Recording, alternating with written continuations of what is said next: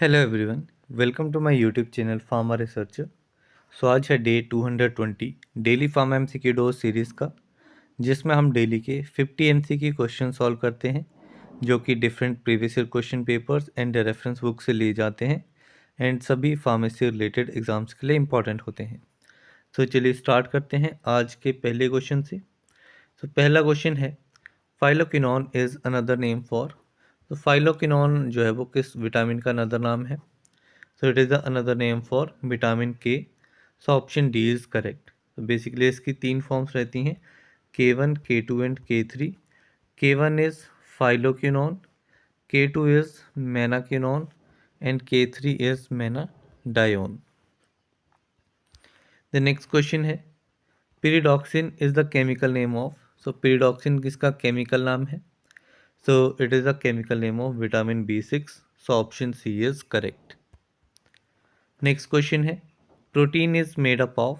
सो protein जो है ये आपका अमाइनो एसिड से मिलकर के बना होता है। डिफरेंट अमाइनो एसिड ज्वाइन होते हैं एंड प्रोटीन की फॉर्मेशन करते हैं। Option D is correct. Next question है, general test to identify carbohydrates is. Carbohydrates के आइडेंटिफिकेशन के लिए जनरल टेस्ट कौन सा है? This test is Molisch test. Option D is correct. Next question है, which of the following is insoluble in water. इनमें से कौन वाटर में इनसॉल्युबल रहेगा? यहाँ पे आपका विटामिन डी दिया गया है, vitamin D will be insoluble in water. ये आपका फैट सॉल्युबल विटामिन होता है, ठीक है, it is a fat soluble vitamin. Vitamin B and vitamin C ये आपके वाटर सॉल्युबल विटामिन होते हैं। नेक्स्ट क्वेश्चन है, डैश गिव्स अ ब्राउन और reddish brown colour precipitate with alkaloids. तो ब्राउन या फिर रेडिश ब्राउन कलर प्रेसिपिटेट जो है वो कौन सा रिएजेंट देगा अल्कलॉइड के साथ? तो ये आपका रिएजेंट रहता है Dragendorff's reagent and Wagner's reagent. तो ये दोनों ही आपके करेक्ट आंसर रहेंगे। ऑप्शन बी एंड सी जो है, these both are the correct answers. Next question है, importance of cold chain include. तो कोल्ड चेन की क्या इंपॉर्टेंस है? तो कोल्ड चेन जो है वो आपका टेम्परेचर मेंटेन करने के लिए जो है वो इम्पॉर्टेंट रहती है during transportation and other processes. जैसे कि आपकी जो वैक्सीन्स रहती हैं उनको काफ़ी लो टेम्परेचर पे स्टोर करना होता है, तो while transporting low temperature maintain करने के लिए कोल्ड चेन जो है वो यूज़ की जाती हैं। So the importance include obtaining the vaccine from the manufacturer से वैक्सीन्स को ऑब्टेन करना, maintaining the supply of vaccines की सप्लाई को मेंटेन करना, storing and transporting of vaccines, ठीक है, वैक्सीन्स को स्टोर करना, ट्रांसपोर्ट करना, तो उस टाइम पे लो टेम्परेचर जो मेंटेन करना होता है। So that comes under the importance of cold chain. So इसमें आपका option D all of the above is correct. Next question है, main objective of supply chain management is. So supply chain management का main objective क्या है? So to monitor the production of the product, monitor the tax on product, ठीक है, tax को monitor करना जो है वो सप्लाई चेन मैनेजमेंट का काम नहीं होता है। Then distribution and shipment of product, so ये भी इसका काम है। सो प्रोडक्ट के प्रोडक्शन को मॉनिटर करना एंड प्रोडक्ट की डिस्ट्रीब्यूशन एंड शिपमेंट का जो काम रहता है वो आपका मेन ऑब्जेक्टिव रहता है सप्लाई चेन मैनेजमेंट का। सो इसमें आपका option D both A and C is correct. Next question है, how many pharmacists are required for 100 bed hospital. 100 bed hospital के लिए कितने फार्मासिस्ट रिक्वायर्ड रहते हैं? तो total 5 pharmacists for 100 bed hospitals are required. And अगर 50 बेड की बात की गई है 50 बेड्स के लिए, तो इसके लिए आपके सिर्फ 3 फार्मासिस्ट रिक्वायर्ड रहते हैं। देन 200 बेड्स के लिए आपके 8 फार्मासिस्ट, 300 बेड्स के लिए आपके 10 फार्मासिस्ट, 500 बेड्स के लिए आपके 15 फार्मासिस्ट 500 के लिए। द नेक्स्ट क्वेश्चन है, which of the following is not a salient feature of a hospital pharmacy. Hospital pharmacy का फीचर इनमें से कौन सा नहीं है? तो डिज़ाइन ऑफ न्यू ड्रग, ठीक है, न्यू ड्रग के डिज़ाइन जो है ये आपका हॉस्पिटल फार्मेसी का काम नहीं रहता है। सप्लाई ऑफ फार्मास्यूटिकल ड्रग्स इनका काम रहता है। Participate and utilize research project ये इनका काम रहता है। And plan for hospital pharmacy administration ये भी आपका हॉस्पिटल फार्मेसी का ही एक फीचर रहता है। सो इसमें आपका not a feature is option number A. Next question है, how much space is required for a hospital pharmacy in a 300 bedded hospital. 300 bedded hospital के लिए कितना स्पेस रिक्वायर्ड रहता है हॉस्पिटल के लिए? So the space required is 2900 square feet for 300 bedded hospital. So option B is correct. Next question है, which of the following is not an example of hospital classified based on the system of medicines? So hospital जो आपके system of medicine के basis पे classify किए जाते हैं, उनका इनमें से कौन सा एग्जाम्पल नहीं है? So allopathic hospital, Ayurvedic hospital, primary care hospital, यूनानी हॉस्पिटल। तो based on system of medicine आपका प्राइमरी केयर हॉस्पिटल जो है वो इस क्लास के अंडर नहीं आता है। So option C is correct. Next question है, in unit dose system C U D D stand for. तो यूनिट डोज सिस्टम में सी यू डी डी की फुल फॉर्म क्या है? तो C U D D is central unit dose drug distribution system. So इसमें आपका option A is correct. The next question है, when one of the reactants is present in such great excess, then its concentration may be considered constant or nearly so. The reaction is said to be। सो जब कोई एक reactant जो है वो इतने excess amount में present है कि उसकी जो कंसंट्रेशन है उसको नियरली कांस्टेंट या फिर कांस्टेंट माना जाता है, तो इस टाइप के जो रिएक्शंस हैं these are said to be. तो these are said to be apparent zero order reaction. And जो आपकी सस्पेंशंस होती हैं वो आपकी apparent zero order kinetics follow करती हैं। सो इसमें आपका option B is correct. Next question है, punarnava is the dried herb of the whole plant. तो पुनर्नवा जो है वो ड्राइड हर्ब पार्ट से ऑब्टेन होता है पूरे प्लांट की। एंड प्लांट का नाम क्या है? Plant is वॉयरहाविया डिफ्यूज़ा। सो इसमें आपका option D is correct. Next question है, lanolin is a fat like substance obtained from the secretion of सेवेशियस glands of the sheep. So lanolin क्या है? लेनोलिन एक फैट लाइक सब्सटेंस है। कहाँ से ऑब्टेन होता है? शीप से ऑब्टेन होता है। शीप के जो सेवेशियस ग्लैंड्स रहते हैं उनकी सिक्रीशन जो है ये आपकी रहती है। एंड शीप का नाम क्या है? The sheep is Ovis aries. So option D is correct. Next question है, lanolin belongs to dash family. Lanolin की फैमिली क्या है? So the family is Bovidae. So option C is correct. Next question है, which vitamin contains steroidal structure. Steroidal structure आपका रहता है vitamin D में। So option C is correct. Next question है, the mineral deficient in milk is. तो milk में कौन सा मिनरल जो है वो डेफिशिएंट होता है? So the deficient mineral in milk is iron. So option D is correct. Next question है, alpha D glucose and beta D glucose both are. So alpha D glucose and beta D glucose ये दोनों ही आपके anomers होते हैं। So इसमें आपका option B is correct. Next question है, one of the following is a reducing sugar. इनमें से रिड्यूसिंग शुगर कौन सी है? So the reducing sugar will be isomaltose. So option A is correct. Next question है, which of the following is an epimeric pair. इनमें से epimeric pair कौन सा है? तो epimeric pair is glucose and mannose. So option D is correct. Next question है, invert sugar is. तो invert sugar है आपकी hydrolytic product of sucrose. So option D is correct. Next question है, a dietary deficiency in the quantity of protein results in. सो अगर protein की quantity जो है वो उसमें डाइटरी डेफिशिएंसी आ रही है, ठीक है, प्रोटीन जो है वो इनटेक पूरा नहीं हो पा रहा है, so that condition arises due to this is kwashiorkor. So option D is correct. And अगर प्रोटीन एंड कार्बोहाइड्रेट दोनों ही डेफिशिएंट हो रहे हैं तो that condition will be marasmus. Next question है the normal range of total serum bilirubin is.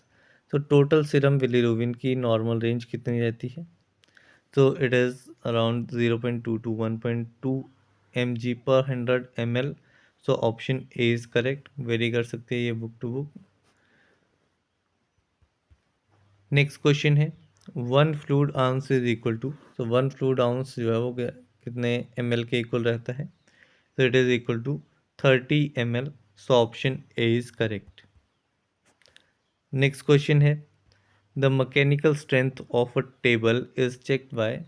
तो table की मैकेनिकल स्ट्रेंथ जो है वो कैसे? Tablet mechanical strength of tablet is checked by. So tablet की मैकेनिकल स्ट्रेंथ जो है ये चेक होती है by the hardness tester. So option A is correct. Next question है immunoglobulin found in allergy condition is. तो एलर्जी कंडीशन में कौन सा इम्यूनोग्लोबुलिन एंटीबॉडी जो है वो प्रेजेंट होती है? So this antibody is IgE. So option B is correct. Next question है postology deals with। So postology जो है it deals with the dose of drugs. So option C is correct. Next question है the capacity of bladder is about। तो bladder की capacity कितनी होती है? तो the capacity of bladder is about 500 ml. So option B is correct. Next question है DNA is mainly present in. तो DNA mainly present होता है न्यूक्लियस में। So option B is correct. Next question है caustic soda is synonym of. So caustic soda is a synonym of sodium hydroxide. So option A NaOH will be the correct answer. Next question है fat soluble vitamin have properties like. Fat soluble vitamin में क्या क्या properties रहती हैं? So fat soluble vitamins are stored in liver. They contains one or more protein units and they are soluble in alcohol. So इसमें आपका option D all these is correct. Next question है Carr Price reaction is use to detect. Carr Price reaction जो है it is use to detect vitamin A. So option D is correct. Next question है deficiency of vitamin D causes. Vitamin D की जो deficiency है it can cause rickets and osteomalacia. So option B is correct. Next question है due to riboflavin deficiency dash is caused. Riboflavin deficiency that is vitamin B2 की deficiency से कौन सी condition जो है वो कॉज होती है? So this condition is cheilosis. So इसमें आपका option C is correct. Next question है विटामिन B6 डेफिशिएंसी में occur during tuberculosis therapy with. So किस ट्यूबरक्लोसिस थेरेपी की वजह से विटामिन B6 की डेफिशिएंसी हो जाती है? So this therapy is isoniazid. जब आइसोनियाजिड को दिया जाता है ट्यूबरक्लोसिस के केस में तो उसके साथ में विटामिन B6 भी दिया जाता है ताकि जो डेफिशिएंसी कोज होगी ट्यूबरक्लोसिस थेरेपी आइसोनियाजिड की वजह से उसको बैलेंस किया जा सके। नेक्स्ट क्वेश्चन है angina attacks are unpredictable and almost always occur at rest और ड्यूरिंग स्टेबल एंड। तो एंजीना अटैक्स जो हैं वो आपके अनप्रिडिक्टेबल होते हैं कब अकर करते हैं? सो ये आपके अकर करते हैं at rest during stable and variant angina. So इसमें आपका option D is correct. Next question है drug of choice for first line treatment of type 2 diabetes mellitus is. So first line treatment type 2 diabetes mellitus में drug of choice कौन सा रहेगा? So the drug of choice is metformin. So option D is correct. Next question है the molecule of vitamin A1 contains. Vitamin A जो है उसमें कौन सा मॉलिक्यूल जो है वो प्रेजेंट होता है? So it contains beta carotene ring. So option A is correct. Next question है A chemical name of vitamin K3 is। So vitamin K3 का chemical नाम क्या है? So K3 is menadione, so option B is correct. And ये हमने देख लिया था K1 जो है वो आपका phylloquinone and K2 is menaquinone and menadione is K3। Next question है vitamin K regulates the synthesis of blood clotting factors. तो विटामिन के जो है वो किन ब्लड क्लॉटिंग फैक्टर्स के सिंथेसिस को रेगुलेट करता है? तो it regulates the synthesis of four main factors, the factor number 2, factor number 7, factor number 9 and factor number 10। So इसमें आपका option D all of these is correct. Next question है vitamin which has antioxidant properties is. तो किस vitamin में antioxidant properties होती हैं? So this vitamin is vitamin E, so option D is correct.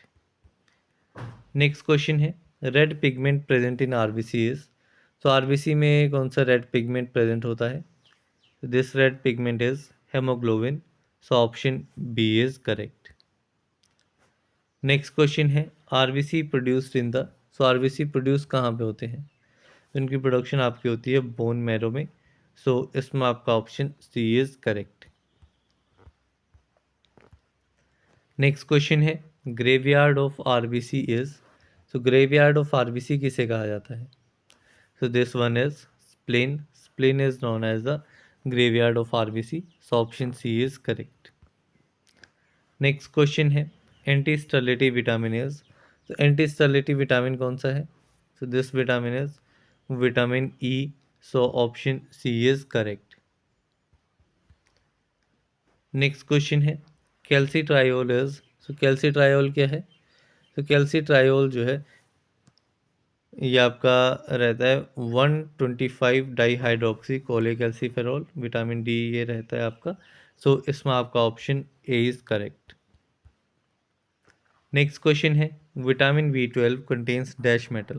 तो vitamin B12 आपका रहता है साइनोकोवेलेमिन एंड इसमें कौन सा मेटल प्रेजेंट होता है? Metal will be cobalt, so option C is correct.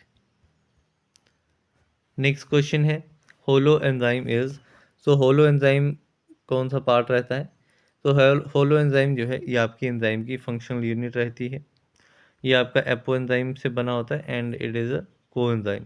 तो ये ऑल ऑफ दीज जो है वो इस क्वेश्चन का राइट आंसर रहेगा।